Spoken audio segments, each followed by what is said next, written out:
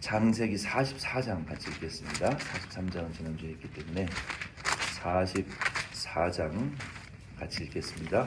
요셉이 그의 집 청지기에게 명하여 이르되 양식을 각자의 자루에 운반할 수 있을 만큼 채우고 각자의 돈을 그 자루에 넣고 또 내 은잔을 그 청년의 자루 아귀에 넣고 그 양식값 돈도 함께 넣으라 하매 그가 요셉의 명령대로 하고 아침이 밝을 때에 사람들과 그들의 나귀들을 보내니라.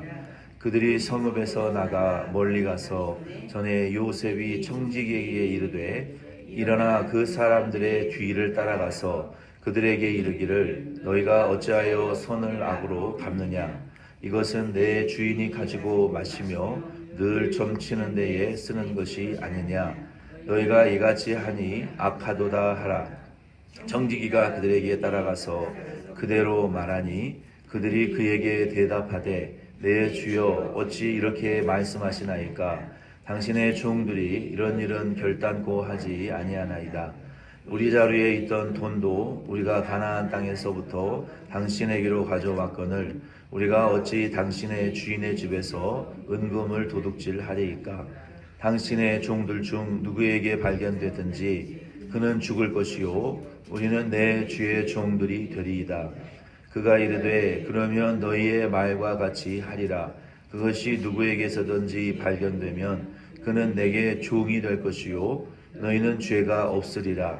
그들이 각각 급히 자루를 땅에 내어놓고 자루를 각기 푸니 그가 나이 많은 자에게서부터 시작하여 나이 적은 자에게까지 조사하매 그 잔이 베냐민의 자루에서 발견된지라. 그들이 옷을 찢고 각기 짐을 나귀에 싣고 성으로 돌아가니라. 유다와 그의 형제들이 요셉의 집에 이르니 요셉이 아직 그곳에 있는지라. 그의 앞에서 땅에 엎드리니 요셉이 그들에게 이르되 너희가 어찌하여 이런 일을 행하였느냐. 나 같은 사람이 점을 잘 치는 줄을 너희가 알지 못하였느냐. 유다가 말하되 우리가 내 주께 무슨 말을 하오리이까. 무슨 설명을 하오리이까. 우리가 어떻게 우리의 정직함을 나타내리이까. 하나님이 종들의 죄악을 찾아내셨으니 우리와 이 잔이 발견된 자가 다 내 주의 노예가 되겠나이다. 요셉이 이르되 내가 결코 그리하지 아니하리라. 잔이 그 손에서 발견된 자만 내 종이 되고 너희는 평안히 너희 아버지께로 도로 올라갈 것이니라. 유다가 그에게 가까이 가서 이르되 내 주여 원하건대 당신의 종에게 내 주의 귀한 한 말씀을 아뢰되 하소서. 주의 종에게 노하지 마소서. 주는 바로와 같으시니이다. 이전에 내 주께서 종들에게 물으시되 너희는 아버지가 있느냐 아우가 있느냐 하시기에 우리가 내 주께 이르되 우리에게 아버지가 있으니 노인이요 또 그가 노년에 얻은 아들 청년이 있으니 그의 영은 죽고 그의 어머니가 남긴 것은 그뿐이므로 그의 아버지가 그를 사랑하나이다 하였더니 주께서 또 종들에게 이르되 그를 내게로 데리고 내려와서 내가 그를 보게 하라 하시기로 우리가 내 주께 말씀하시기를 그 아이는 그의 아버지를 떠나지 못할지니 떠나면 그의 아버지가 죽겠나이다. 주께서 또 주의 종들에게 말씀하시되 너희 막내 아우가 너희와 함께 내려오지 아니하면 너희가 다시 내 얼굴을 보지 못하리라 하시기로 우리가 주의 종 우리 아버지에게로 돌아 올라가서 내 주의 말씀을 그에게 아뢰었나이다. 그 후에 우리 아버지가 다시 가서 곡물을 조금 사오라 하시기로 우리가 이르되 우리가 내려갈 수 없나이다. 우리 막내 아우가 함께 가면 내려가려니와 막내 아우가 우리와 함께 가지 아니하면 그 사람의 얼굴을 볼 수 없음이니이다. 주의 종 우리 아버지가 우리에게 이르되 너희도 알거니와 내 아내가 내게 두 아들을 낳았으나 하나는 내게서 나갔으므로 내가 말하기를 틀림없이 찢겨 죽었다 하고 내가 지금까지 그를 보지 못하거늘 너희가 이 아이도 내게서 데려가려 하니 만일 재해가 그 몸에 미치면 나의 흰머리를 슬퍼하며 수월로 내려가게 하리라 하니 아버지의 생명과 아이의 생명이 서로 하나로 묶여 있거늘 이제 내가 주의 종 우리 아버지에게로 돌아갈 때에 아이가 우리와 함께 가지 아니하면 아버지가 아이의 없음을 보고 죽으리니 이같이 되면 종들이 주의 종 우리 아버지가 흰머리로 슬퍼하며 수월로 내려가게 함이니이다. 주의 종이 내 아버지에게 아이를 담보하기를 내가 이르기를 아버지에게로 데리고 돌아오지 아니하면 영영이 아버지께 죄짐을 지리이다 하였사오니 이제 주의 종으로 그 아이를 대신하여 머물러 있어 내 주의 종이 되게 하시고 그 아이는 그의 형제들과 함께 올려보내소서. 그 아이가 나와 함께 내려가지 아니하면 내가 어찌 내 아버지에게로 올라갈 수 있으리까. 두렵건대 제 해가 내 아버지에게 미침을 보리이다. 아멘.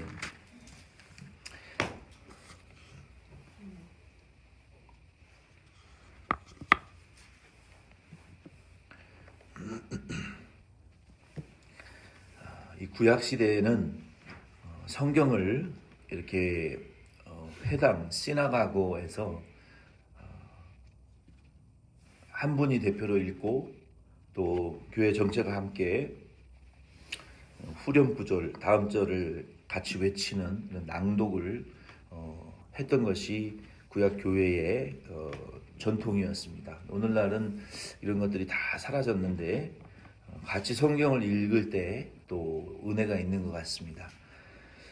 오늘은 창세기 44장 말씀을 통해서 요셉의 마음을 연 유다의 말, 또 유다의 증언이라는 제목으로 말씀을 좀 우리가 묵상하며 은혜 나누기를 원합니다. 43장 말씀에 보면은 요셉이 지혜를 다하여 동생 베냐민을 이제 데려오게 하기 위하여, 그리고 본문 말씀에 보면은 야곱과 이 요셉 그리고 베냐민이 거의 생명과 같이 하나로 묶여져 있었기 때문에 하나님께서 요셉을 통해서 어떻게 보면 하나님보다도 더 귀하게 여기는, 또 하나님보다도 더 의존하고 그 목숨같이 여기는,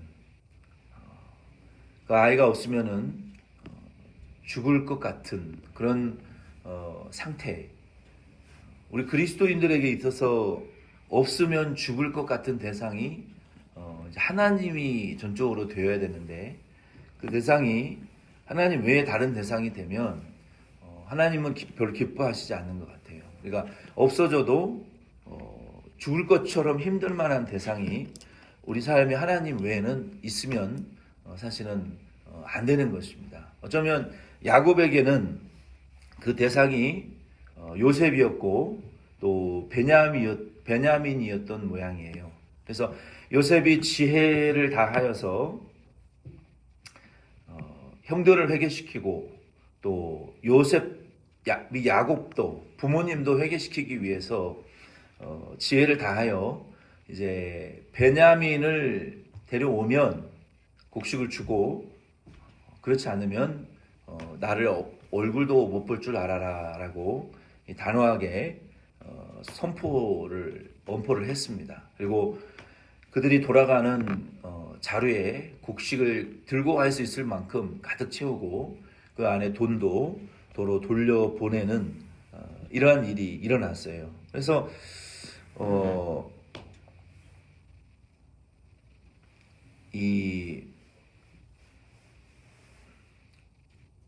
그리고 다시 곡식을 사러 갈 때 이제 베냐민을 데리고 갔습니다.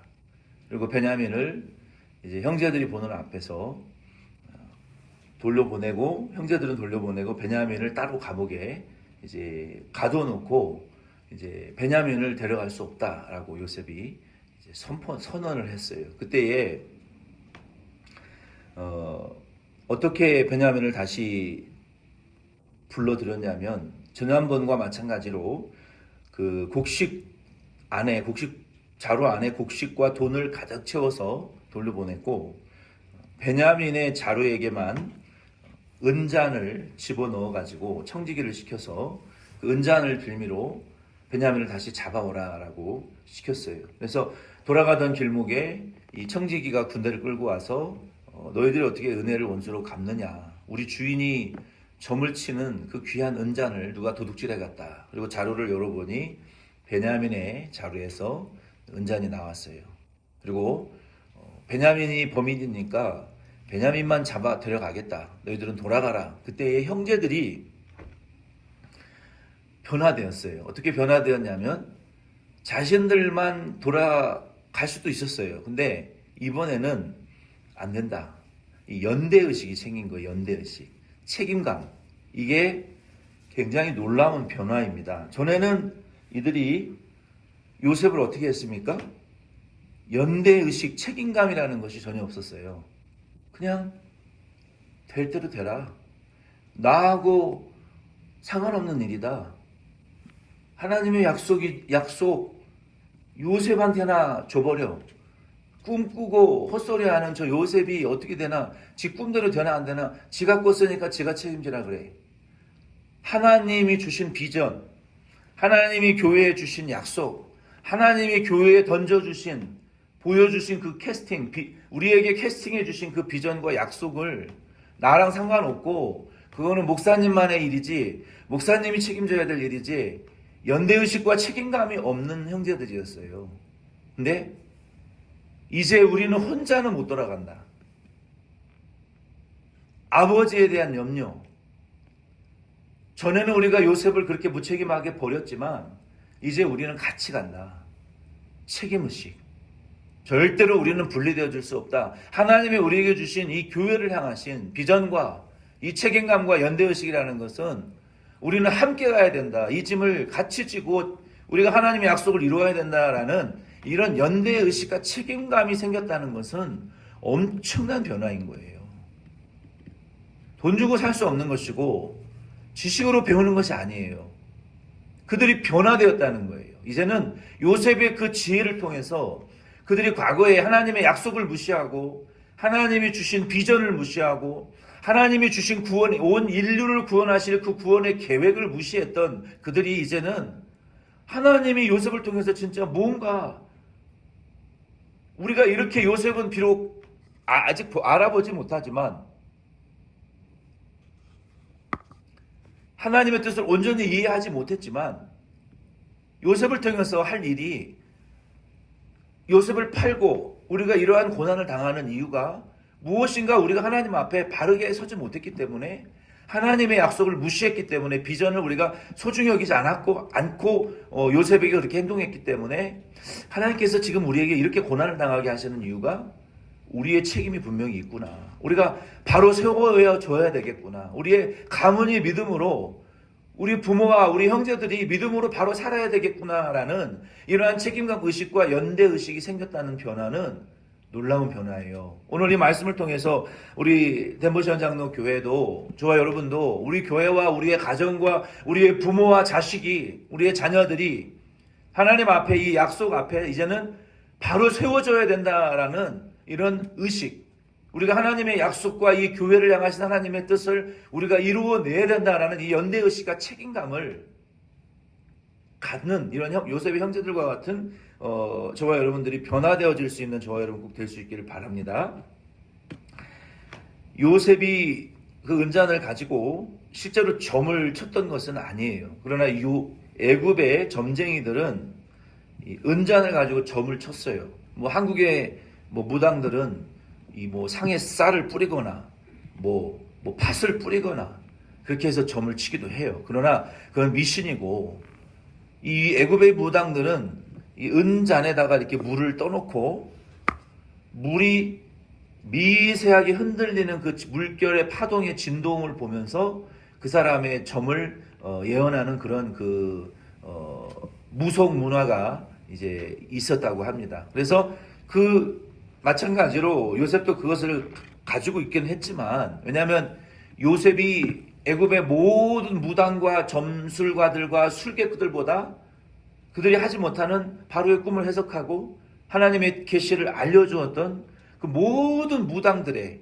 점쟁이들의, 박수들의 아버지, 하나님의 신이 충만한, 하나님의 그 신이 충만한 무당들의 아버지가 되었기 때문에 애굽에서 어쩌면 형식적으로 그러한 은잔을 그의 처소나 사무실에 가지고 있을 수도 있어요. 그래서 그 은잔을 가지고 이 베냐민을 다시 불러들이게 되었습니다.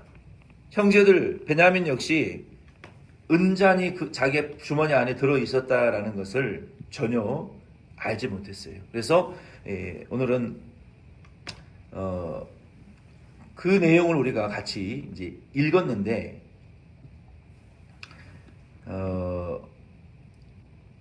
이와 같이 형제들이 변화되었어요. 변화되었고 그리고 너희들은 돌아가라 했지만 그들은 책임의식을 가지고 유다와 형제들이 다시 요셉의 집으로 끌려갔다라고 본문은 말하고 있어요. 왜 본문은 유다를 앞세웠을까요? 형제들 중에서 지금 유다가 굉장히 많이 변화되었어요. 그리고 14절로 34절 말씀에 보면은요, 이게 다 유다의 말이에요. 14절로 34절, 14절로 34절 전체까지, 그러니까 총 30절을 유다 혼자 지금 계속 말을 하는 거예요. 유다는 전에 다말 며느리와의 그러한 부적절한 관계가 있었고 또 하나님 앞에 굉장히 무책임하고 이기적인 그런 표준적인 사람이었지만 지금 유다가 굉장히 많이 변화되는 모습을 볼 수 있어요. 유다가 지금 30절을 말을 요셉에게 하면서 내가 당신에게 좀 아뢰해도 되겠냐, 설명을 해도 되겠느냐라고 유다가 형제들 중에 앞장서서 지금 대변을 하고 있습니다. 유다의 모습이 변화되었어요. 유다라는 이름의 의미는 감사하다, 찬양하다라는 그러한 의미입니다. 유다가 요셉 앞에서 긴 말을 이제 대변한 내용은 그거예요. 그 내용을 듣고 이제 45장 다음 장 말씀에 보면은 요셉이 형제들과 그 형들을 향한 그 감정과 마음을 이게 진정하지를 못해가지고 모든 애굽 사람들을 물리치고 대성통곡하고 울고 돌아와서 형제들에게 자기의 신분을 드디어 밝히게 됩니다. 그렇게 된 결정적인 계기가 무엇이었냐면 유다의 대변, 유다의 말로 인해서 그렇게 됐다는 거예요. 그러면 어떻게 유다가 요셉에게 말을 했길래 유다의 마음이 요셉의 마음이 그렇게 문이 열려버렸냐. 그래서 우리가 이 말이라는 것이요 굉장히 중요합니다. 변화된 마음으로, 그러니까 유다가 변화되지 않은 심령으로 말을 했다면, 변명하고 뭐 부모를 원망하고 요셉을 여전히 원망하고 요셉 탓을 하면서 이 분노에 차서 말을 했다면 요셉의 마음이 열려지지 않았을 거예요. 근데 45장 1절로 2절에 보면은 막 절제할 수 없을 정도로 몸을 들썩거릴 정도로 요셉이 울었단 말이에요. 형제들 앞에서. 그렇게 된 마음의 문이 열려지게 된 이유가 뭐냔 말이에요. 우리도 마음의 문을 열어야 사람이 돈도 쓰고, 마음의 문이 열려야 계약도 하고, 마음의 문이 열려야 인터뷰에 합격도 하고, 마음의 문이 열려야 좋은 직장에 취업도 하고, 마음의 문이 열려야 결혼도 하고, 마음의 문이 열려야 인생의 모든 것이 열리는 것인데 왜 마음의 우리의 문이 어떻게 열려지냐는 거예요. 요셉의 마음의 문이 지금 어떻게 열렸냐는 거예요. 마음의 문이 열리면 주기 싫다가도 마음의 문이 열리면 주는 거예요. 배로 주는 거예요. 이게 사람의 마음의 문을 연다라는 것은 이게 굉장히 견고한 거거든요.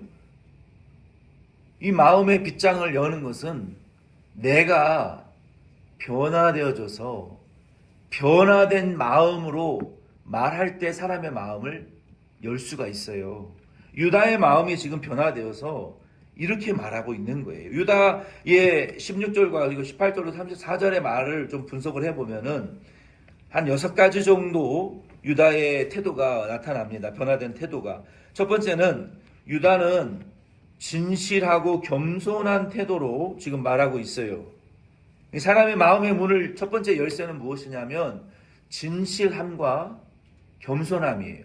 우리가 대부분 잘못 알고 있는 분들이 그냥 겸손하게만 하면 되는 줄 아는데 아니에요. 너무 자기를 비하하고 자기를 막 낮추고 너무 그러지 않아도 될 정도로 겸손하면요, 사람들이 우리를 어떻게 보냐면 저 사람 뭔가 자신감이 없고 뭔가 숨기는 게 있는 것 같은데 이렇게 느껴요. 그래서 우리는 겸손하되 진실함으로 integrity and humbleness, 겸손과 인테그리티가 같이 있어야 되는 거예요. 겸손하지만 진실하게 제안할 수도 있어야 되고 진실하게 내 의견을 표현할 수도 있어야 되는 거예요. 그래서 이 유다가 지금 진실과 겸손 이 두 가지를 같이 갖추고 있어요.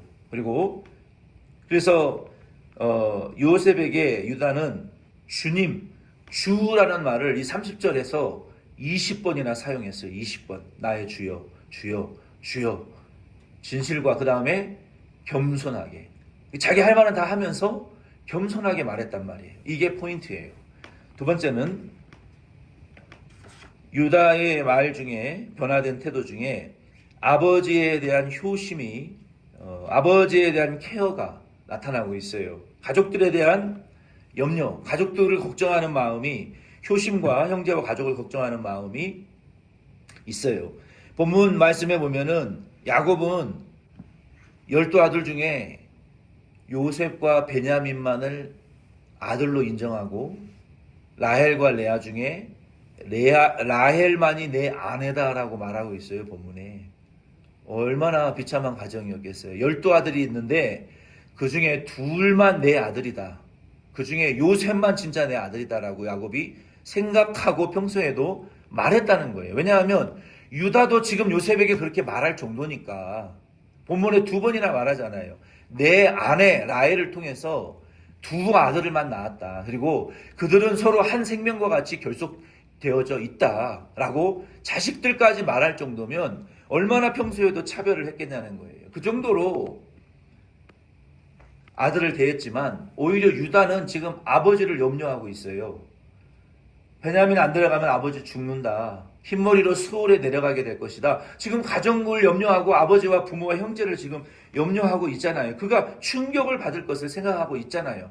어떤 일로 인해서 어떤 충격을 받고 어떤 결과까지 일어날지 아버지에게 일어날 일을 이 효심이 지금 있잖아요. 가족에 대한. 세 번째는 형제에 대한 자기 희생이 있었어요. 자기 희생. 우리 베냐민 안 데려가면 요셉도 찢겨 죽은 걸로 알고 있는데 자식이 이제 하나 남았는데 베냐민마저 안 데려가면 우리 아버지 충격받아 죽습니다. 그러니 차라리 다 내려보내고 내가 감옥에 혼자 남겠습니다. 완전히 변화되었어요. 유다가. 전에는 안 그런 사람이었거든요.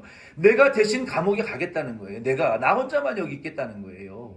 내가 책임지려고 하고 내가 희생하려고 하는 유다로 세 번째 변화되었잖아요. 네 번째 의로운 사람으로 변화되었어요. 유다가 지금 요셉을 팔 때에는 가만히 있었던 사람이 이번에는 베냐민만큼은 여기에 남겨지게 되고 아버지에게 불의를 행할 수가 없습니다. 이거는 불의한 일입니다. 의로운 사람으로 변화되었어요. 다섯 번째는 하나님의 주권을 믿는 사람으로 바뀌어졌어요. 왜냐하면 하나님이 우리들에게 잘못을 찾아내셨다. 이거 회개하는 태도잖아요. 16절 말씀해 보면 하나님이 우리들에게 잘못을 찾아내셨기 때문에 우리가 이런 일을 당하는 것이다. 하나님의 주권을 인정하는 자로 지금 변화되어져 가고 있다는 거예요. 그리고 여섯 번째는 우리라는 말을 계속 써요. 우리에게 이 잔이 발견된 자가 있으면 우리가 다 당신의 노예가 되겠다. 이게 책임의식과 연대의식, 책임지려고 하고 하나님의 교회와 비전을 같이 내가 지고 나가려고 하는 이러한 연대의식, 책임감이 생겼다라는 것은 굉장한 변화예요. 그래서 유다가 이 주도적으로 이런 변화된 자신의 모습을 보면서 막 얘기를 하고 변명을 하고 내가 책임지겠다. 우리가 같이 가겠다. 우리 아버지는 어떡하냐. 우리 하나님 앞에 우리가 잘못한 죄인이고 우리 죄를 발견했으니 우리가 책임지겠다. 보내달라. 이러한 유다의 열변을 토하는 것을 모습을 보고 45장 1절로 2절의 말씀에 막 몸을 들썩거리면서 요셉이 이제는 변화되었구나. 형제들이 달라졌구나. 라고 울며 자기의 신분을 드러내고 마음의 문이 열려지게 된 것입니다. 오늘 이 말씀을 통해서 우리도 유다와 같이 변화되어져서 하나님 앞에 변화된 심정으로 사람의 마음의 문을 열고 또 예수 복음 전하고 영혼 구원하실 수 있는 저와 여러분 될 수 있기를 예수 이름으로 부탁을 드립니다.